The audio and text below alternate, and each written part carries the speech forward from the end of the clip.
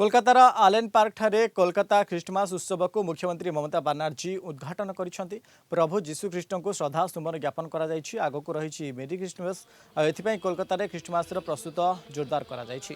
तेबे अतिथि भावे विश्व परिदोष कानिंग, मेयर तथा पौर मंत्री फिराद हाजिम, सांसद माला राय, सुब्रत बक्सी और संस्कृति मंत्री इंद्रनील सेन प्रमुख मंचासीन रही। আমরা আনন্দিত কেন বড়দিন উপলক্ষে এই আজকে এখানে উৎসব শুরু হচ্ছে আমাদের পশ্চিমবঙ্গে।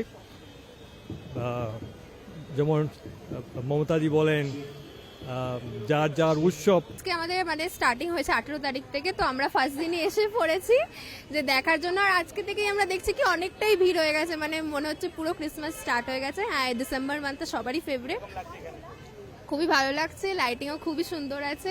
কলকাতাতে পুরো এই ক্রিসমাস ডিসেম্বর মান্থটা এই জন্য খুবই ভালো লাগে যে আমাদের এখানটা এত সুন্দর সাজিয়েছে পার্কসে। তো আমি ভাবলাম যে প্রথম দিনই আজ উদ্বোধনের দিনই আমরা চলে আসি, তো আরো বেশি ভালো লাগবে। এই সাজানো গুছানো দেখে খুব খুব খুব ভালো লাগে। It was a very good arrangement. My daughter performed here from her school. She represents Plum Martin here for girls. It was all over overall nice performance, nice arrangement. Have Merry Christmas and Happy New Year in advance. আজকে যেভাবে উদ্বোধন করলেন, park street আলোময় হয়ে গেছে, আমরা খুবই আনন্দিত হলাম।